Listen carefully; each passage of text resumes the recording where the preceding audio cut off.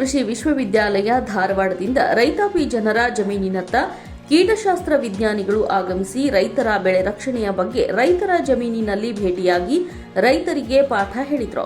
ತಾಲೂಕಿನ ಗುಡೇನಕಟ್ಟಿ ಗ್ರಾಮದ ಚನ್ನಬಸಪ್ಪ ಸಿದ್ದುಣ್ಣವರ ಇವರ ಜಮೀನಿಗೆ ಭೇಟಿ ನೀಡಿ ಕಡಲೆ ಬೆಳೆಯಲ್ಲಿ ಸಿಡಿ ರೋಗದ ಬಗ್ಗೆ ರೈತರಿಗೆ ಮಾಹಿತಿ ನೀಡಿದರು.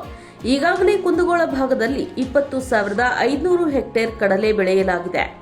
ಕುಂದಗೋಳ ಕೃಷಿ ಇಲಾಖೆಯ ಸಹಾಯಕಿ ಭಾರತಿ ಮೆಣಸಿನಕಾಯಿ ಇವರ ನೇತೃತ್ವದಲ್ಲಿ ರೈತಾಪಿ ವರ್ಗದ ರೈತರಿಗೆ ಮುಂಗಾರು ಹಂಗಾಮಿನ ಬೆಳೆಗಳಾದ ಕಡಲೆ, ಜೋಳ, ಗೋಧಿ, ಕುಸುಬಿ ಬಿತ್ತನೆಯಾಗಿದ್ದು ರೋಗದ ಹತೋಟಿಯ ಬಗ್ಗೆ ಮಾಹಿತಿ ನೀಡಿದರು. ಇನ್ನು ಇದೇ ವೇಳೆ ಧಾರವಾಡ ಕೃಷಿ ವಿಜ್ಞಾನಿಗಳಾದ ಎಸ್ಸಿ ಗದ್ದನಕೇರಿ ಮಾತನಾಡಿ, ರೈತರು ಬಿತ್ತನೆ ಮಾಡುವಾಗ ಟೈಕೋಡರ್ಮಾದಿಂದ ಬೀಜೋಪಚಾರ ಮಾಡಬೇಕು. ಹೆಸರು ಬಿತ್ತನೆ ಮಾಡಿದ ಜಮೀನುಗಳಿಗೆ ಕಡಲೆ ಬೆಳೆಯನ್ನ ಬೆಳೆಯಬಾರದು. ಅದರ ಬದಲು ಗೋಧಿ ಮತ್ತು ಜೋಳಗಳನ್ನ ಬೆಳೆಯುವುದು ಸೂಕ್ತ. ತಿಪ್ಪೆ ಗೊಬ್ಬರ ಬಳಸುವಾಗ ಅದರಲ್ಲಿ ಡೈಕೋಡರ್ಮ್ ಮಿಶ್ರಣ ಮಾಡಿ ಜಮೀನಿಗೆ ಹಾಕುವುದು ಬಹಳ ಸೂಕ್ತ ಅಂತ ಹೇಳಿದ್ರು. ದಿವಸ ನಾವು ಗುಡೇನಕಟ್ಟಿ ಗ್ರಾಮದಲ್ಲಿದ್ದೀವಿ. ನಾವು ಕೃಷಿ ವಿಶ್ವವಿದ್ಯಾಲಯದಿಂದ ಒಂದು ಪೀಡೆಗಳ ಸರ್ವೇಕ್ಷಣಾ ಕಾರ್ಯಕ್ರಮಕ್ಕೆ ನಾವು ಬಂದು ಗುಡೇನಕಟ್ಟಿ ಗ್ರಾಮದಲ್ಲಿ ಒಂದು ಕಡಲೆಯನ್ನು ಬಿತ್ತಿದಂಥ ಕ್ಷೇತ್ರಗಳನ್ನ ವೀಕ್ಷಣೆ ಮಾಡಿದಾಗ ನಮಗಲ್ಲಿ ಕಂಡು ಬಂದದ್ದು ವಿಲ್ಟು ಅಥವಾ ಸೊರಗು ರೋಗ ಅಂತ ಹೇಳ್ತೀವಿ. ಈ ಸೊರಗು ರೋಗ ಸುಮಾರು 10-15% ಸೊರಗು ರೋಗದ ಬಾಧೆ ಕಂಡು ಬಂದಿದೆ. ಇದನ್ನು ಹತೋಟಿ ಮಾಡಬೇಕು ಅಂತಂತಂದರೆ ಇದಕ್ಕೆ ಕಾರ್ಬನ್ ಡೈಸಿಮ್ ಅಂತ ಹೇಳ್ತೀವಿ. ಕಾರ್ಬನ್ ಡೈಸಿಮನ್ನು ಪ್ರತಿ ಲೀಟರ್ ನೀರಿಗೆ 2 ಗ್ರಾಮ್ನಂತೆ ಬೆರೆಸಿ ನಾವು ಮಣ್ಣು ತೊಯ್ಯುವ ರೀತಿಯಾಗಿ ಅದನ್ನು ಭೂಮಿಗೆ ಹಾಕಬೇಕಾಗತ್ತೆ.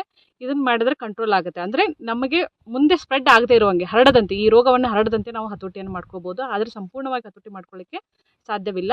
ಆದರೆ ಮುಂದಿನ ಸಾರಿ ಬಿತ್ತನೆ ಮಾಡಬೇಕಾದಾಗ ರೈತರು ಒಂದು ಮುಂಜಾಗ್ರತಾ ಕ್ರಮವಾಗಿ ಬೇಸಿಗೆ ಸಮಯದಲ್ಲಿ ತಿಪ್ಪೆ ಗೊಬ್ಬರ ಹಾಕುವ ಸಮಯದಲ್ಲಿ ಟ್ರೈಕೋಡರ್ಮ ಮತ್ತು ಮೆಟರೈಸಿಯಂ ಅನಿಸೋಪ್ಲಿಯಾ ಅಂತಕ್ಕಂಥ ಸೂಕ್ಷ್ಮಾಣುಜೀವಿಗಳ ಪೀಡನಾಶಕಗಳನ್ನು ಮಿಶ್ರಣ ಮಾಡಿ ತಿಪ್ಪೆ ಗೊಬ್ಬರದೊಂದಿಗೆ ಬೆರೆಸಿ ಭೂಮಿಗೆ ಹಾಕುವುದರಿಂದ ಈ ಮುಂಬರುವ ರೋಗಗಳನ್ನು ನಾವು ಹತೋಟಿ ಮಾಡಲಿಕ್ಕೆ ಸಾಧ್ಯ ಆಗುತ್ತೆ. ಈ ಸಂದರ್ಭದಲ್ಲಿ ಬೇಸಾಯ ಶಾಸ್ತ್ರ ವಿಭಾಗದ ಅಧಿಕಾರಿ ಒಂಟಿ, ಕಲಾವತಿ ಕಂಬಳಿ, ಬಸವರಾಜ್ ಯೋಗಪ್ಪನವರ, ಮಂಜುನಾಥ್ ಮಲ್ಲಿಗವಾಡ್, ಬಸವರಾಜ್ ಕುಸುಗಲ್, ರಾಜು ಮಲ್ಲಿಗವಾಡ, ಭೀಮಪ್ಪ ಪೂಜಾರ್, ಭರತೇಶ್ ಯೋಗಪ್ಪನವರ, ನಾಗಪ್ಪ ಸಿದ್ದನ್ನವರ ಮತ್ತು ಫಕೀರಪ್ಪ ಮೂಲಿಮನಿ, ಮಲ್ಲಪ್ಪ ಕಂಬಳಿ ಇತರರು ಉಪಸ್ಥಿತರಿದ್ದರು. ನೀವು ನೋಡ್ತಿದ್ದೀರಾ, ಇದು ನ್ಯೂಸ್ 88 ಕನ್ನಡ, ಸುದ್ದಿಯ ಜೊತೆ ಸದಾ ನಿಮ್ಮೊಂದಿಗೆ.